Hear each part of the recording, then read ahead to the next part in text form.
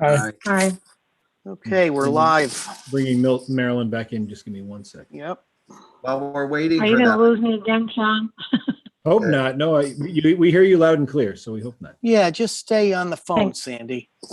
Okay. Sorry guys for this mess. No, it's not a problem. I've actually had stuff flurrying here. I don't know if I've been audibly clear all the time either. Oh, God, yes. Thank you, though. Thanks welcome. I would for note your your patience.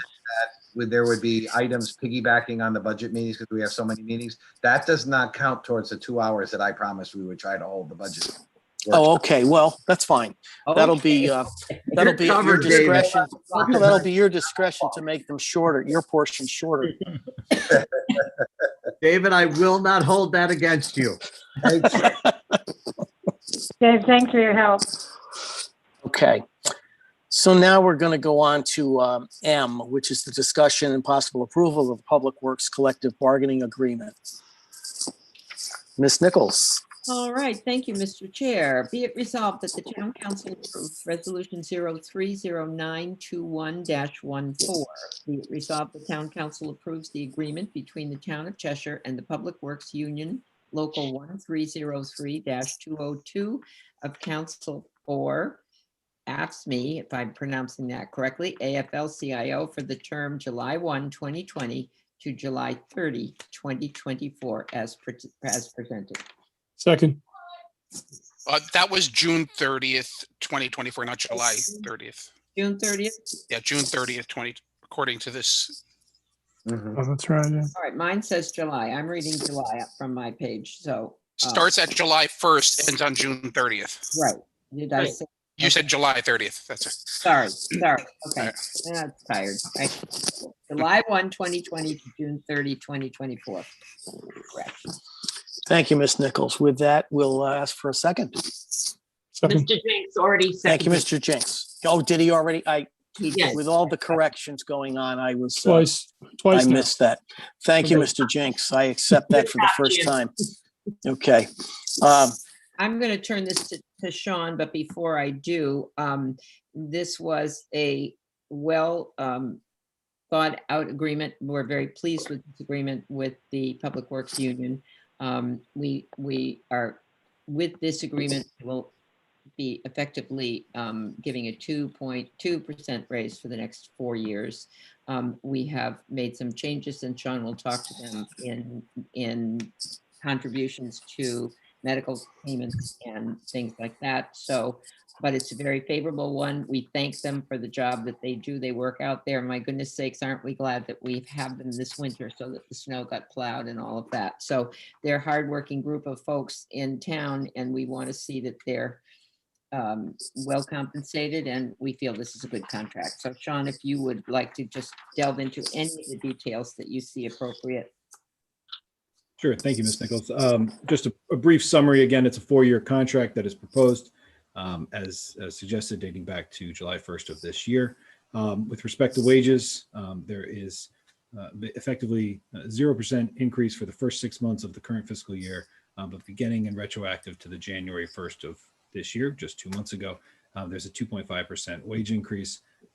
In future years, there are GWIs of 2%, so general wage increases of 2% in the following 3 years. With respect to medical insurance, the union accepted all of the proposals that the town was looking for with respect to prescription coverage copays, but also health insurance premium co-shares, moving their percentages up from 9% on the high deductible plan up to 13%, and from 16% up to 20% for the open access plan. The contract does include a retirement incentive, which 12 members of the bargaining unit will be eligible for over the 4 years of this contract, which we anticipate generating additional budget savings for the town. And there are some adjustments to the retirement for the non-pension folks, the 457 new hires, who can have an additional 1% in their 457 if they contribute an additional 1% in the upcoming year, and then again in the following year of July 1 of 2023. So I think that's a summary of the major terms, and happy to answer any questions if there are any. Thank you, Mr. Kimball. Any questions for anyone on the contract?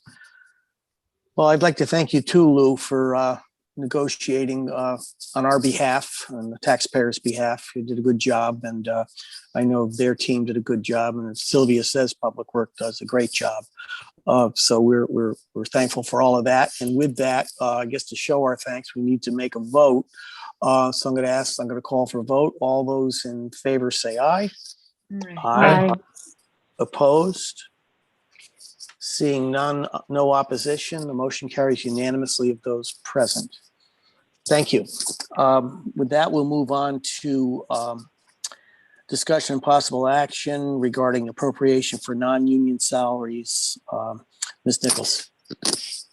Thank you again, Mr. Chair. This is, it resolved that the town council approves resolution 030921-15. Be it resolved that the town council appropriates, I covered it over, $82,200 from unassigned fund balance for non-union wage increases for fiscal 2021 to be allocated by the town manager, and be it further resolved that the town council authorizes the town manager to implement non-union insurance premium co-share increases and life insurance coverage amount changes as presented and attached. Second. Thank you, Ms. Nichols. Thank you, Mr. Talbot. That was you, right, Peter? Yes, sir. Thank you. Thank you very much. And this is to reflect good works of our non-union employees. And this money is going to be appropriated to Sean to use at his discretion to offer no larger than 2% increases for the current fiscal year retroactive to July 1st, 2020.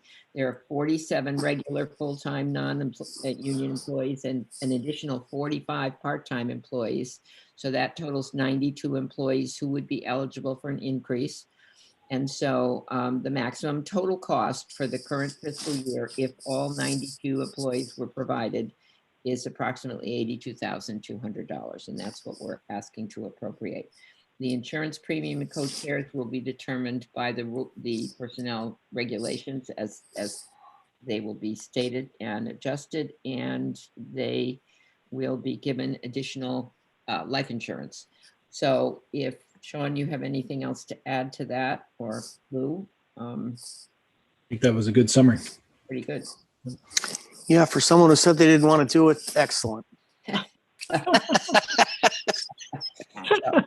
We want to thank all these people because they all work hard, and we spend a lot of time with union negotiations. We can't forget those that are not members of official unions. So this is our attempt to keep everybody equally compensated. So thank you. At their appropriate unequal levels. Yes, exactly. Right. Trouble with capitalism. Okay, so we have the motion. We had a second. We've had some discussion. Any other members of the group have some questions, comments, or whatever? Well, once again, thanks to Lou, thanks to Sean, Arnett, and the rest of us for going through all this good stuff. So with that, I'll call for a vote. All those in favor say aye. Opposed? Aye. Motion carries unanimously of those present. Okay, this moves us along to the town manager report and communications. The monthly status supports report, Mr. Town Manager. All right, thank you, Mr. Chairman. I will share my screen for a very brief town manager report. Second. As always, we lead and start and finish with COVID.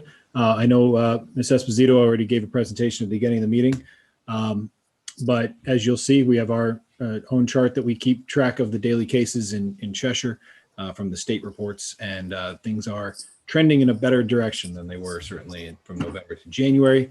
I've added a kind of rolling average, 14-day rolling average line here in yellow, and you can see that again, we had a real spike in following the holidays, but things are much better spot now. Our local positivity rate, according to DPH for the past 7 reporting days, stands at 3.1%, which is 78 positives out of 2,523 tests. And you'll see here on this graph in blue kind of where that positivity rate stands. That's currently the last bar here, or last column here at 3%. But we certainly were much higher during those months again of November, December, and into January. As Maura covered, the clinics at the community pool and now the senior center have vaccinated over 4,000 or have administered over 4,000 vaccines. The senior center clinic was very well received by individuals who had technological limitations for accessing the vaccine reservations. And following state guidelines, eligibility currently includes residents 55 and older, remaining phase 1A first responders, and now school and education staff. Today's clinic at the Cheshire Pool successfully vaccinated nearly 400 Cheshire Public Schools teachers and staff. An update on the Memorial Day Parade. I know we've been getting some questions about what the plan is for this year. And I believe they are just announcing officially tonight or on to tomorrow. But the Veterans Council has been planning, we've been working with them through Park and Rec and my office for a modified Memorial Day Parade for 2021 due to anticipated COVID concerns remaining.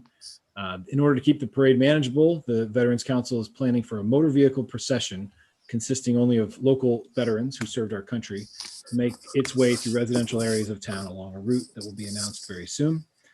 Residents will be encouraged to participate from their yards and sidewalks and along the parade route, as large gatherings would still be avoided at this time. The parade is scheduled for Sunday, May 30th, and will begin with a ceremony on the church green at 1:30 p.m. Again, I'm sure there's much more details to be released soon, but we are excited that while some areas are certainly having to cancel their parades or other large gatherings this spring, we're confident we can have a safe Memorial Day parade this year and honor those who gave their lives to our country. So we're very happy about that. Just an update on the fiscal 22 operating budget development and adoption schedule. The manager's recommended operating capital budget will be delivered to the town council tomorrow, March 10th, per the town charter. Presentation and overview of the proposed budget will be next Tuesday, March 16th at 6:30. Public hearing on the town budget is scheduled for Tuesday, March 23rd, also at 6:30. And additional budget workshops are tentatively scheduled for dates listed at the end of this report. The deadline for the town council to adopt the operating budget, at least, is Friday, April 30th. A quick update on snow and ice. Again, a little bit warmer weather this week. It gives us a little optimism that we're going to remain under budget. But again, as George and anyone in town government knows, that we don't start talking about winter being over until you're into April. But we are closely monitoring the budget. It's not uncommon to experience additional March or even April snowstorms, but at the present time, our budget is predicted to be about $15,000 under budget in total. Again, this assumes no additional storms at this time, but overtime line item is over budget by about $15,000 due to the timing and duration of some of the recent storms. But we've had favorability that offsets this by about $30,000. So for a net favorability of $15,000 in materials and fuel. So I know it's hard to read here, but this is our current projection. So despite we had a pretty good December and January, and then February hit us pretty hard. But we are optimistic we're going to remain under budget, which is a good thing. We've already covered the bond sale. And again, we have a ratings presentation next week, which we're all looking forward to next Thursday. But again, just a reminder, we're looking forward to a March 31st bond sale, which will include refunding, which the council authorized earlier this evening. And again, the state has not yet approved the refunding for Clean Water Fund bonds, but we are staying on that and hoping they will very soon. So with that, I will end my report. Well, that's an excellent report. Nice and brief. And I guess you've been giving out a lot of shots, so not a lot of time to write, but that's great. Fantastic. Any Writing a lot of questions? budgets too, so. Budgets. I forgot about that. I It's been thought the only last the 3 Board of weeks. Ed delivered those big notebooks. Ours is coming. And I did notice you passed along the capital budget. That's excellent. That was the Board of Ed's capital. Board of Ed's, yes. Ours But is- that was in ours our is packet coming. too. Yep. Yeah. So Ours will be half that thick. I wouldn't count on it. I know. So with that, does anybody have some questions or comments for our town manager? Mr. Walsh. I just wanted to make mention when he talked about the Memorial Day Parade about the passing of Ralph Rowland. And Mr. Rowland was honored last year for his 100th birthday with several other veterans. And Mr. Rowland passed away 2 days ago, I believe. And on behalf of me, and I'm sure the rest of the council, we send our sympathy to the family and friends of Mr. Rowland, who was a treasure to this town. So I just want to make mention of that.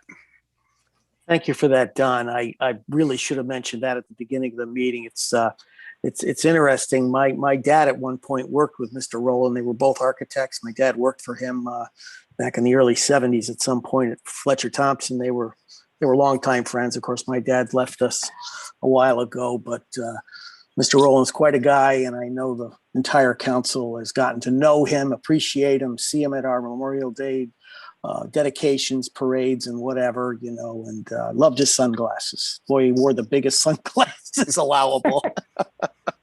But anyway, he's got a great son in Roy, too, who's a classmate of Peter's and mine. And so it's a nice group of people, nice family.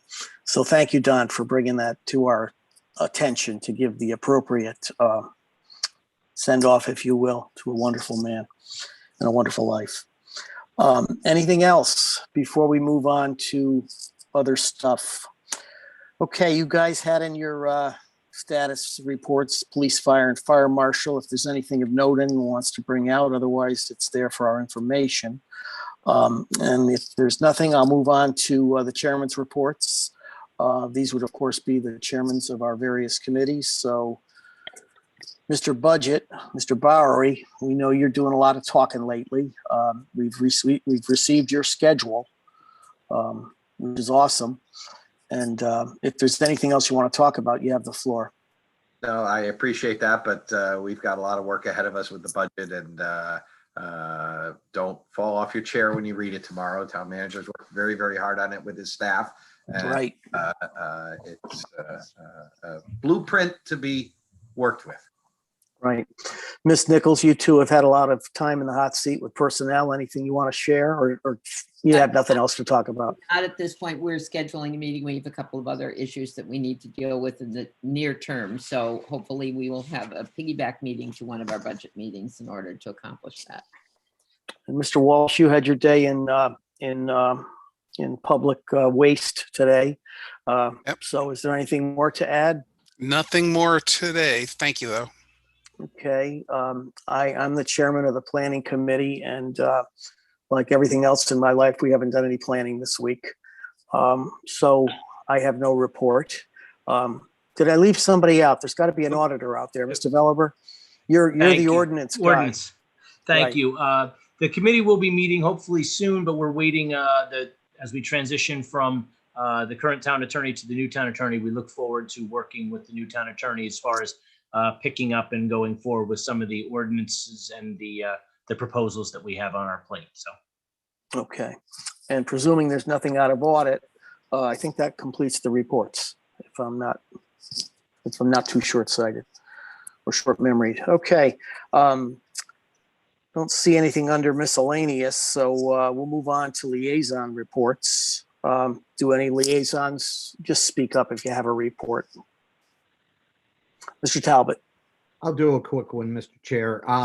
From Energy Commission, they received a presentation on solar MAP, MAP being an acronym for Municipal Assistance Program, talking about solar and carports, of which we have some in town and always looking to do more. So more to come from Energy on that. And as part of our legislative agenda, one of the items was community choice aggregation. That is the subject of House Bill 5260, which is currently kicking around up in Hartford, and we'll see how that comes out. So that Okay. is from the Energy Commission. Thank you, Mr. Talbot, for that good report. Sylvia, you had something? Yeah, I'm just liaison to library and performing and fine arts, both of those committees. Thanks to the extended schedule of SMC and town council meetings, I've been unable to attend most of their board meetings. However, I want to commend both of those groups for presenting wonderful programs for all of the residents who are so housebound. The library's virtual programs have been magnificent. I learned all about owls and different owl calls a couple of weeks ago. And there are many, many video programs. So if you haven't seen them, tune into those. And the Arts Place is still conducting classes, and they are meticulous at the protocols to keep everything clean. And they will be coming to us with a proposal, probably through budget, to enhance some of the photos and the paintings and the decor in the town hall to to make it more Cheshire appropriate. So look for that at one of the budget meetings. Thank you for that. Mr. Veliber. Thank you, Mr. Chairman. I just wanted to give a quick report on the Historic District Commission. They recently had an applicant who had done some work on and recently acquired the property at 25 Church Drive, which is part of the Historic District. And there had been some issues as far as not understanding what was happening from the owner, but he worked with the Historic District Commission over the last few months, really have made some significant improvements to the property what I really wanted to point out was not only was the homeowner great to work with and very helpful, but the Historic District Commission did a great job of making sure that that property was retained and put back in conformity with the requirements. And I also want to give a special recognition of Jerry Sitko, who oversees that commission. He did a great job of working with the homeowner and the commission to help broker a really great result, I think, both for the homeowner, the commission, and the town to keep that property in conformity with the regulations. So I just wanted to give a shout out to that commission, the homeowner, and Jerry Sitko for doing a great job of working together to keep that property looking nice, right on the town green. Thank you, Mr. Veliber. Excellent report. Mr. Walsh. Cheshire Housing Authority met last week. They were pleased to say that they are at 100% capacity in all of their buildings. They are awaiting the grant that they got from the state so they can begin doing upgrades to some of the buildings and some of the property there. I know one of the things they're going to be doing as well is a new sewer line. So they are moving forward with a lot of stuff and just sitting back waiting for the state to send them a letter of the grant. And once they get that, then they can start moving forward. So, they had some issues last year with some snow removal issues, but this year with all the snow we've had, a lot more than last year, very few issues. So it's a good thing. Mr. Walsh, just a question, because I know this has been on their burner for a long time. What is the expected duration of that project? Do you have any understanding on that? Well, they're still waiting to get the letter from the state about the grant, and I think it's being delayed because of COVID. I think they were expecting it sooner than later. They wanted to get going on it this spring, and I believe they were hoping, to put it out to bid and see what they can get going by the end of the year. But until they get that letter, they're kind of in limbo. So, okay, but it may be a 1-year project, an 18-month project. It could be a 1 year. Sort of the yeah, I'm assuming once all the things are lined up. I meant project. Yeah, it's upgrading. It's just upgrading individual units. So they'll go at them one at a time, or maybe several at a time. That's what they're going to be doing. A lot of it's to help with energy efficiency as well, I believe. So, okay. Thank you for that, Mr. Jenks. Yeah, thank you, Mr. Chairman. So I just wanted to report one thing out from the Public Safety Commission. The last two meetings, we talked a little bit about, we were approached by Southington, I believe, about a kind of a multi-town trail safety team or something like that, task force. One of the, and the conversation was picked up by the newspapers. There was a story in the paper about a public safety commission meeting, which probably was a first, I imagine. But one of the items that came up from that, and some of you may have noticed this, is there was some discussion of lighting some of the trail. So I think this came from Southington, and they have some areas that they're perhaps going to light just to sort of combat some vandalism. But from that, there's some people that are, I think, in town that are concerned that we're looking at lighting the whole trail, which is not the case, and that was not the purpose of the discussion, really. So, if anyone is concerned, there is not a proposal on the table to light the whole trail, or any of the trail. Yeah, probably any of the trail. Right. Except for crossings of roads. Yeah. Right. Thank you for that, Mr. Jenks. But that's it. Sure. Yep. No, that's good news. That's right up there with not You go ahead, Mr. Kimball. Oh, I was just going to say, I appreciate that clarification because I too read that article, which also, when I was at this public safety committee meeting, which I wasn't at, and didn't say the things that were in the article, but that's okay. I will say, and Mr. Jinks is correct. It's amazing how things can kind of mushroom, but there was a Southington Town Council member who reached out saying they were thinking of pulling together a regional effort. I passed that along to Mr. Frank Lohman to see whether the Public Safety Commission would be interested in this. And subsequently, actually, after that first meeting, the council member called back and said they're just going to focus on Southington for now. So they're not looking at a regional thing. But as you said, it got picked up into the paper and it kind of became looking like more than it really was. But I will say, of course, we are very concerned with trail safety as well. And certainly our trail crossings are probably one of our priorities. And we've been looking at possible, I know there's the chicanes on temporary chicanes on West Main and some other areas that we're just trying to make sure that there's safety in that way. But I agree with Mr. Jinks and the others that there's no proposal for lighting, or I believe it even said speed bumps along the trail. There's no speed bumps on the trail proposed in any way. So.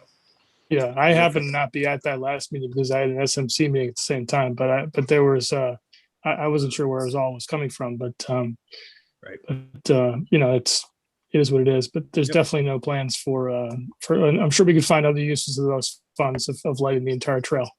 Correct. That's for sure. Terrific. Okay, any other good news? Okay, this brings us to appointments to boards and commissions. Mr. Talbot, Ms. Nichols, anything going? Well, yes, there is one potential appointment that I would like to propose to the Cheshire Sustainable Connecticut team. And I would like to propose the name of Linda Blackburn as another member of that committee. She's been active in the Land Trust and Lights of Hope, and she's a good community volunteer. And in order to maintain that committee's strengths, we would like to see that person get appointed. So I would like to propose her as a member of the committee for the term from March of 10th today of 2021 to June 30th of 2022. And I would like council to consider that. I'll second that. We have a second. Thank you, Ms. Pavano. Any discussion?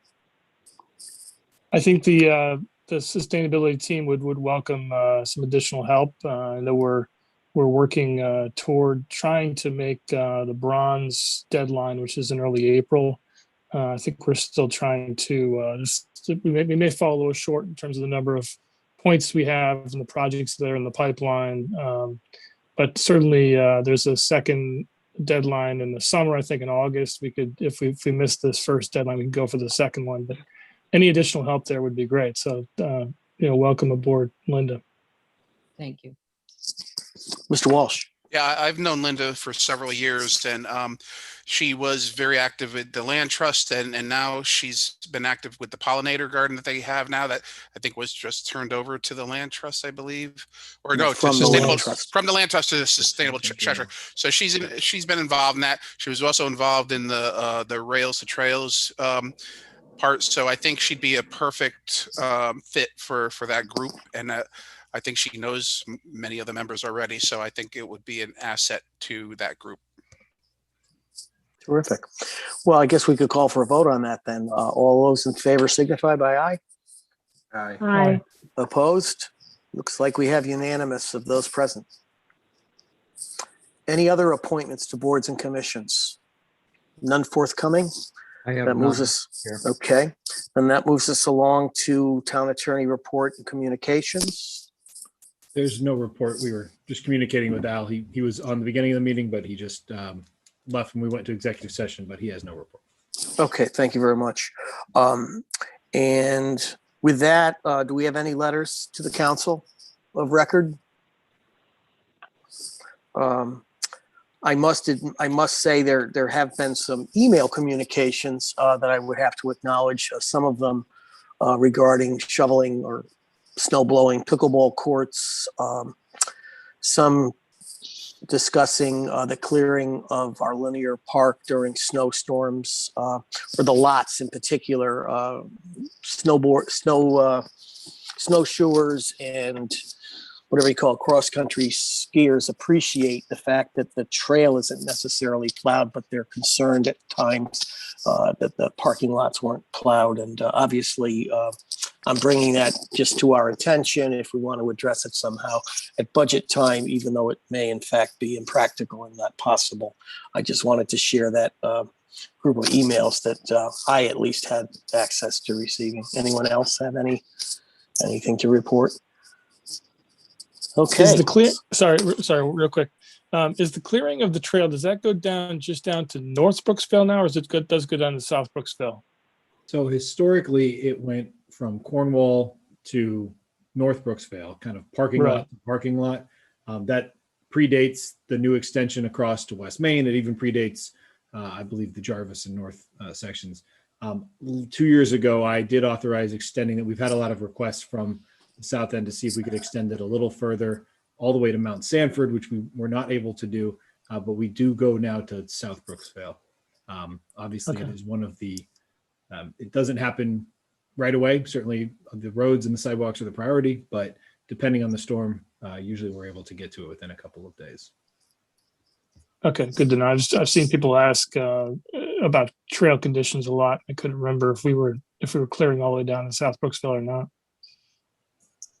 And is it just not in the budget to plow the parking lots of those, or are they not being plowed for a reason? So it's actually something we've been talking about over the last couple of weeks. This is the first winter in my 3 years where I think we've had quite this substantial amount of snow and snowpack. We had pretty mild winters the last couple of years.